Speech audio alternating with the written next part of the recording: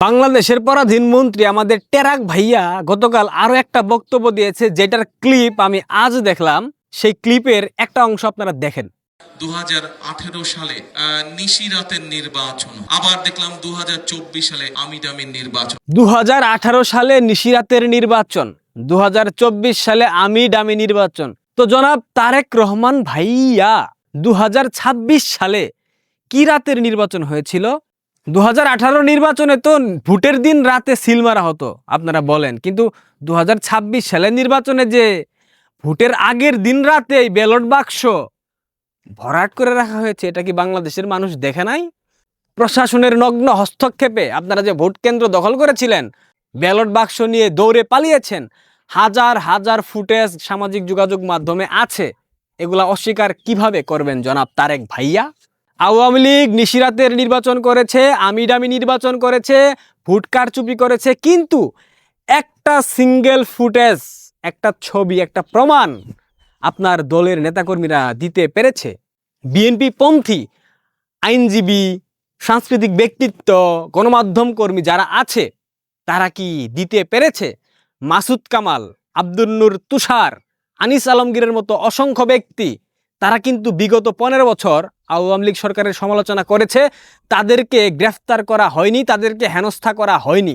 তারা কি একটা ফুটেজ গণমাধ্যমে দেখাতে পেরেছে আওয়ামী লীগ ভোট কারচুপি করেছিল, আওয়ামী লীগ নিশিরাতের নির্বাচন করেছিল? করে নাই তো।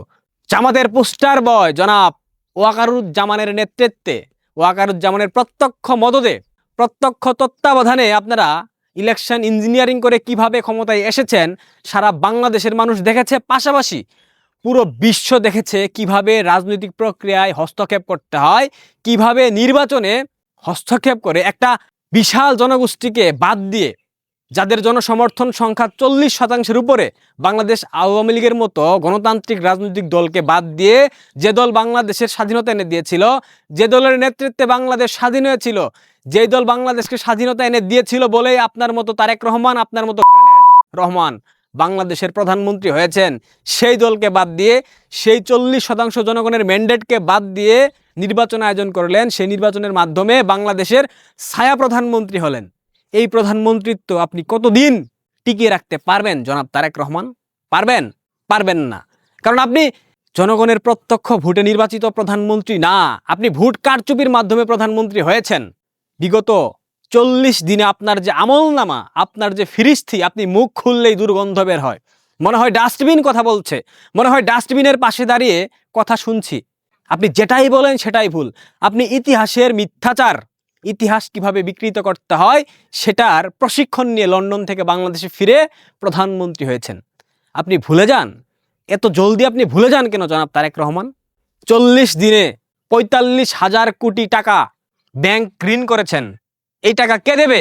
আপনার কৃষক কার্ড, আপনার ফ্যামিলি কার্ড, আপনার এইটা কার্ড, আপনার ওইটা কার্ড। আজ দেখলাম বিসিবি, বাংলাদেশ ক্রিকেট বোর্ড, সেখানেও ক্যাপ্টেন্স কার্ড চালু করেছে চাটুকার তামিম ইকবাল।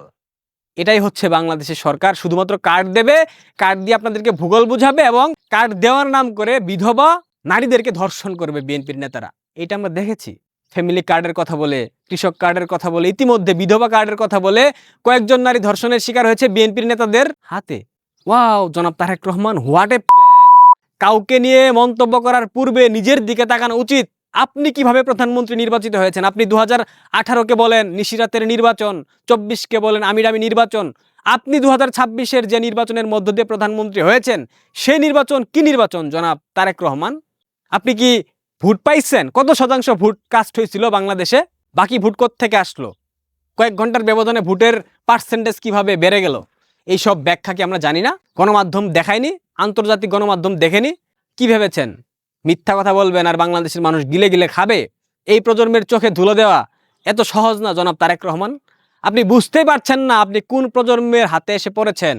15 বছর যেই দেশ একটা তলাবিহীন ঝুড়ি থেকে মধ্যমায়ের দেশে পরিণত হয়েছে, যে দেশকে বঙ্গবন্ধুর কন্যা শেখ হাসিনা, যে দেশ স্থিতিশীল ছিল, অর্থনৈতিকভাবে আগাচ্ছিল, জিডিপি প্রবৃদ্ধির হার দক্ষিণ এশিয়ায় সর্বোচ্চ ছিল, সেই দেশটাকে আপনি পুনরায় টেক ব্যাক বাংলাদেশে নিয়ে গেছেন। সেই দেশটাকে আপনি পুনরায় ধ্বংসের দিকে এগিয়ে নিয়ে গেছেন। এত কিছু করার পরেও শেখ হাসিনাকে এই প্রজন্ম ভুল বুঝে বাংলাদেশ থেকে বের করতে বাধ্য করেছে। আর আপনি তো জনাব তারেক রহমান দুদিনের বাচ্চা শিশু, পলিটিক্যালি আপনি একটা শিশু। আপনার যে খুব ভয়াবহ পতন হবে এটা আপনি কল্পনা করতে পারবেন না, এবং এই পতনের পর আপনার দল বাংলাদেশের রাজনৈতিক ইতিহাস থেকে চিরতরে নিষ্ক্রিয় হয়ে যাবে, নিশ্চিহ্ন হয়ে যাবে। কাউকে নিয়ে সমালোচনা করার পূর্বে নিজের দিকে তাকাবেন, তাহলে বুঝতে পারবেন সমালোচনা করা ঠিক নাকি বেঠিক। ভালো থাকবেন, ধন্যবাদ।